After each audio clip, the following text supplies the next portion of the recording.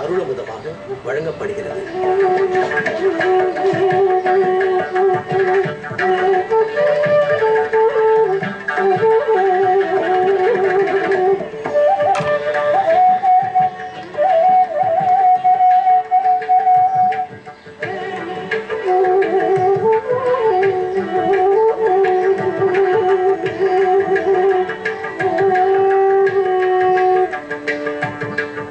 ஞானானந்தமயம் தேவம் நிர்மல ஸ்படிகாகிருதிம் ஆதாரம் சர்வவித்யானாம் ஹயக்ரீவம் உபாஸ்மஹே வியாக்கியாமுத்ராம் கரசரசிஜைஹி புஸ்தகம் சங்கசக்ரே பிப்ரத் பின்ன ஸ்படிகருச்சிரே புண்டரீகே நிஷன்னஹ அம்லானஸ்ரீஹி அமிர்தவிசதைஹி அம்சுபி ப்ளாவயன்மாம் ஆவிர்பூயாத் அனக மகிமா மானசே வாகதீஷஹ.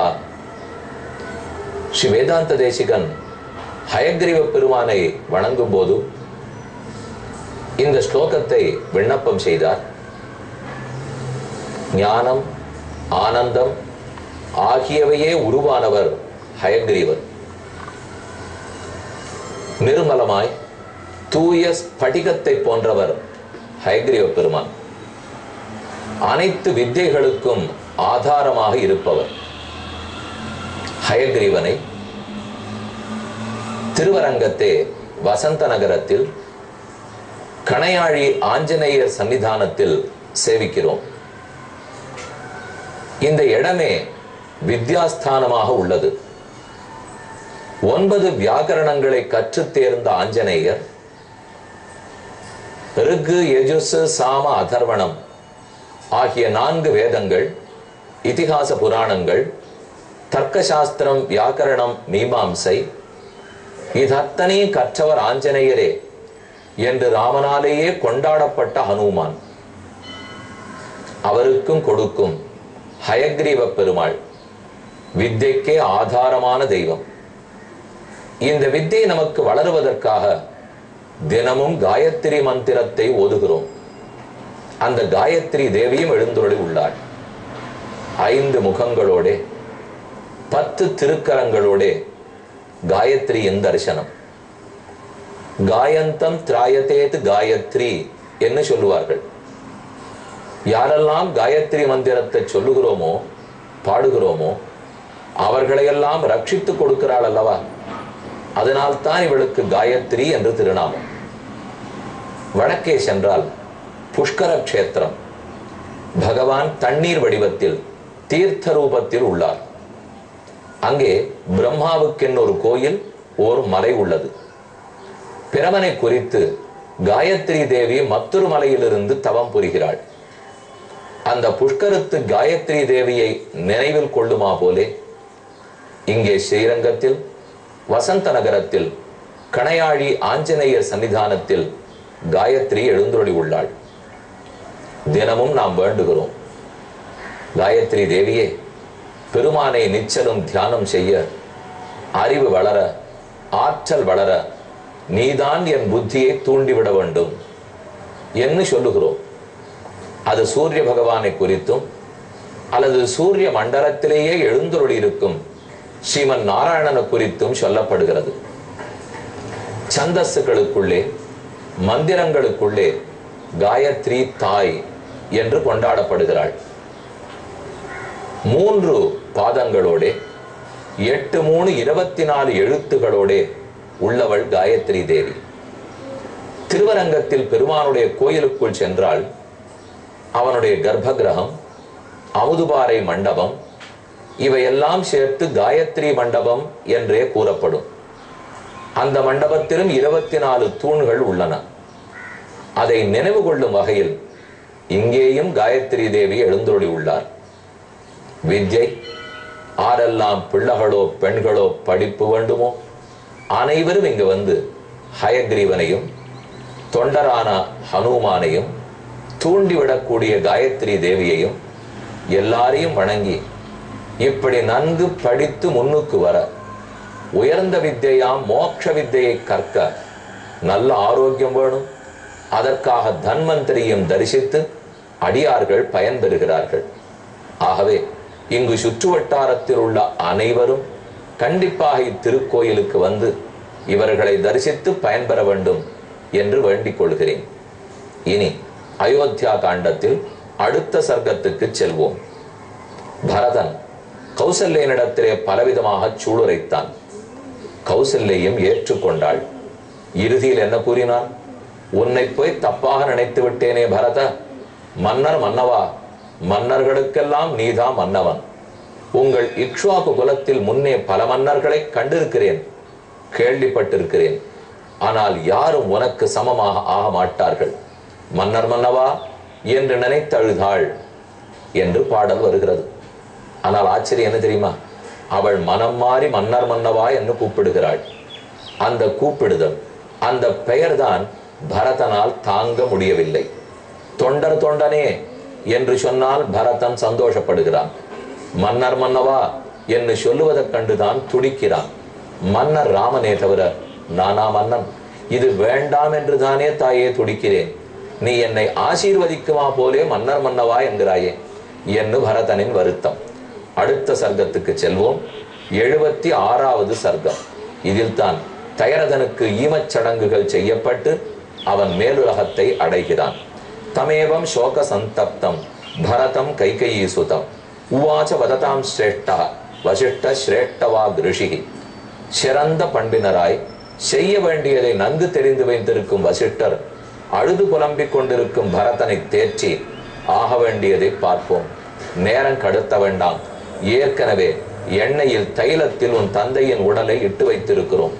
அதை வெளியே கொண்டு வந்து ஈமச் சடங்குகளை செய்து அவர் சொர்க்கம் போகட்டும். அலம் சோகேன பத்ரந்தே ராஜபுத்திர மகாயசா பிராப்த காலம் நரபதேகே குரு சம்யான உத்தமம். சரியான நேரம் நெருங்கிவிட்டது. உன் தந்தைக்கு வேண்டிய சடங்குகளை செய். அப்போது பரதன் கேட்கிறான், கிம் தே வியவசிதம் ராஜன்னு புரோஷிதே மை அநாகதே விவாஸ்ய ராமம் தர்மஜம் லக்ஷ்மணஞ்ச மகாபலம். தந்தையின் உடல் எண்ணெய் கொப்பரையிலிருந்து வெளியே வந்தவுடன் அதை பார்த்து கைகூப்பி கொண்டு, தயரத மன்னவா, நான் வருவதற்குள் அவ்வளவு என்ன அவசரம்? எதற்கு அவசரம்? நீர் சொர்க்கலோகம் போவதற்கும் அவசரப்பட்டிருக்க வேண்டாம், ராமனை காட்டுக்கு அனுப்புவதற்கும் அவசரப்பட்டிருக்க வேண்டாம், இந்த தாய் கேட்டதை ஒத்துக்கொண்டதற்கும் அவசரப்பட்டிருக்க வேண்டாம். என்னை அழைத்து அனுப்பி இருக்கலாமே. பிற்பாடு எனக்கு ஆள் விட்டீரே, முன்னால் ஆள் விட்டிருக்கலாமே. தயரதன் ஆள் விடவே இல்லை. கடைசியில் அவன் மரித்த பிற்பாடு வசிஷ்டர் தான் ஆள் அனுப்பினார். ஆனால் தெரியாமல் பரதன் கேட்கிறான், பிரேத காரியாணி ஆன்யஸ்ய கர்த்தவியானி விஷாம்பதே. அடுத்தமக்கு ஈமச்சடங்குகளை செய்ய சொல்கிறார்கள். ஆனால் இந்த நாடே நீர் இல்லாமல் சோபை இழந்தது. நீர் இல்லையா? தண்ணீர் பந்தலை போல ராமனை வைத்து போனீரே, அவனையும் நாடு இழந்தது. ஏவம் விலபமானம் தம் பரதம் தீன மானசம் அப்ரவீத் வச்சனம் பூயா வசிஷ்டஸ்து மனாமுனிகி. வசிஷ்டாச்சாரியர் திரும்ப அவனை தொட்டு தேர்ச்சினார். அனைவரும் இறப்பதும் இயற்கை, அதற்கு பிள்ளைகள் செய்வதும் இயற்கை. கவலைப்படாதே, மேற்கொண்டு நடப்பதை பார்ப்போம் என்று வசிஷ்டர் கூறுகிறார். ததேதி பரதோ வாக்கியம். சரி, இனி செய்ய வேண்டியதை நேர்மையாக செய்வோம், அதில் குறை கூடாது என்று பரதன் ஏற்றுக்கொண்டான். அடுத்த அக்னி கொண்டு வர வேண்டுமே. தசரத மன்னவர் தினமும் அக்னிஹோத்திரம் செய்தவர், அக்னி காரியத்தை விடாமல் செய்து ஆராதித்தவர், அணையாத அக்னி கொண்டிருந்தவர். அந்த அக்னியை கொண்டு வந்தார்கள். அவருடைய பெரிய பல்லக்கில் ஏற்றி அமர்த்தினார்கள். சிபிகாயாமதாரோப்பிய ராஜானம் கதச்சேதனம் ஹிரண்யஞ்ச சுவர்ணஞ்ச வாசாம்சானி விவிதானிச்ச. உயர்ந்த அகில், சந்தனக்கட்டை மற்றும் உண்டான விலமதிப்பற்ற கட்டைகள், என்னென்ன புகை வாசனை திரவியங்கள் உண்டோ அவை அனைத்தும். இப்படியாய் ஊர்வலம் புறப்பட்டு அடைய வேண்டிய இடத்தை அடைந்து அங்கே சிதை மூட்டினார்கள். சந்தனம், அகரு இது முதலான உயர்ந்த கந்தமுடைய நறுமணமுடைய கட்டைகளை வைத்து அடுக்கி ததா ஹுதாசனம் புத்வா ஜேபுதுஸ்தஸ்ய தத்விஜா தத்ர சம்பேஷயாமாசு சிதாமத்யே தமிருத்விஜா கிருத்தோதகந்தே பரதேன சார்த்தம் நிருபாங்கனா மந்திரி புரோகிதாச்ச. அருகிலே தம்பி சத்துருக்கன் இருக்க தண்ணீர் செயல், மண்ணை எடுத்து செய்தல், நெருப்பை வைத்து செய்தல், இது அனைத்தையும் பரதன் செவனே நிறைவேற்றினான். மந்திரிகளும் புரோகிதர்களும் கூடவே இருந்தார்கள். இறுதியில் புறம் பிரவிஷ்ய அஸ்ருபரீத நேத்ராக பூமோ தசாகம் வியனயந்த துக்கம். யாரெல்லாம் பங்காளிகளோ அவர்கள் 10 நாட்கள் கட்டிலில் இருக்காமல் புத்தாட புனையாமல் பூமியிலேயே வருத்தப்பட்டு கொண்டு தீட்டு காத்தார்கள். இப்படியாக 10 நாள் முற்று பெற்றன. அடுத்தது 77வது சர்க்கம். ததோ தசாகேதி கதே கிருத சுச்சௌ சௌச்சௌ நிருபாத்மஜா துவாதசேஹனி சம்பிராப்தே ஸ்ராத்த கர்மாண்யகாரயத். 12வது நாள் வந்தவுடன் ஸ்ராத்தம் செய்தான்.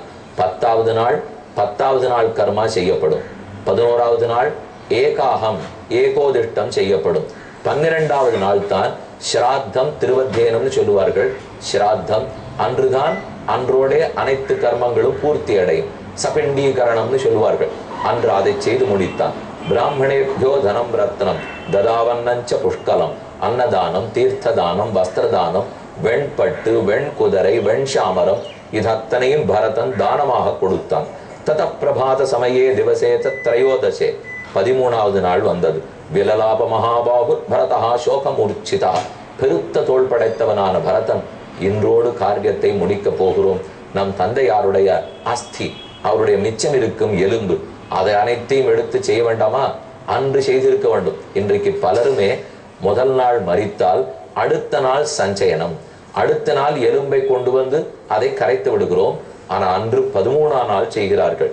தாதயஸ்மின் நிசிஷ்டோகம் त्वया भ्रातरी राघवे तस्मिन् वनं प्रव्रजिते शून्ये त्यक्त्योस्महं त्वया. கைகூப்பிக்கொண்டு பரதன் தசரதனை பார்த்து பிரார்த்திக்கிறான். அவர் இல்லை, ஆனால் அவர் இருப்பதாக நினைத்து பிரார்த்திக்கிறான். நீர் என்னை பார்த்து பார்த்து வளர்த்தீர், மடியில் வைத்து உச்சி முகர்ந்து கொஞ்சி வளர்த்தீர், என்னை குழந்தையாக கருதினீர். அந்த குழந்தையை ராமனிடத்தை ஒப்படைத்து விட்டு நீர் போய்விட்டீர். புரிகிறது. ஆனால் காக்க வேண்டிய ராமனையும் காணோமே, காப்பாற்ற வேண்டிய தந்தை நீரும் மறித்தீர். நீர் ராமனிடத்தில் விட்டு போனீர், ஆனால் ராமனும் இல்லை, எங்கோ புறப்பட்டு போனான். இப்போது என்னை யார் காப்பார்கள்? திருஷ்டுவா பஸ்மாருணம் தச்ச தக்தாஸ்திஸ்தான மண்டலம் பிதுஷரீர நிர்வாணம் நிட்டவான் விஷசாதக. சத்ருக்னச்சாபி பரதம் திருஷ்டுவா சோக பரிப்ளுதம். சத்ருக்னன் பரதனை கண்டான். பரதன் சோகப்படுவதைக் கண்டு பொறுக்கவில்லை. என்றோ தயரதன் மனித்தான். புரிகிறது. ஆனா நம்ம பரதன் இப்படி துன்பப்படுகிறானே. சுகுமாரஞ்ச பாலஞ்ச சததம் லாலிதம் துவயா கொதாத பரதம் ஹித்வா விலபந்தம் கதோ பவான். சத்ருக்னன் கேட்கிறான், இவ்வளவு சிறு குழந்தைய போல பரதனை வளர்த்தீரே, எதற்காக அவனை விட்டு போனீர்? உம்ம பிரிவை பரதன் தாங்குவனா? ராமனுடைய பிரிவை தான் தாங்குவனா? அயோத்தியான்ன பிரவேக்ஷாமி பிரவேக்ஷாமி தபோவனம். அப்போது சத்ருக்னன் சூளுரைக்கிறான், இந்த காட்டிலிருந்து நேரே தபோவனத்தை அடைவேன். அயோத்தியா நகரத்துக்குள் நான் நுழையக்கூட போவதில்லை. ததா பிரகிருதிமான் வைத்தியா பிதுரேஷாம் புரோஹிதா வசிஷ்டோ பரதம் வாக்கியம் உத்தாப்பிய தமுவாச்சா.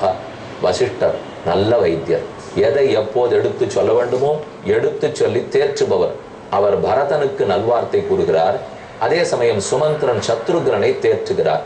அவர் கூறினது, திரையோதசோயம் திவசா பிதிர்விருத்தஸ்ய தே தே விபோ ததா பிரகிருதிமான் வைத்யா சாவசேஷாஸ்தி நிச்சயே கிமிஹ த்வம் விலம்பதே த்ரீணி துவந்த்வானி பூதேஷு.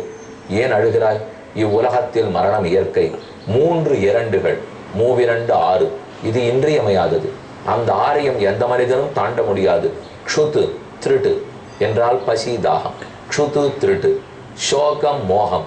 இங்கு வாழும்போது ஏதோ சோகப்படுகிறோம், மயக்கமுறுகிறோம். கடைசியா ஜரா மரணம், மூப்பெய்துகிறோம், மரணம் அடைகிறோம். இந்த 6ஐயும் யாரேனும் தாண்டினது உண்டா?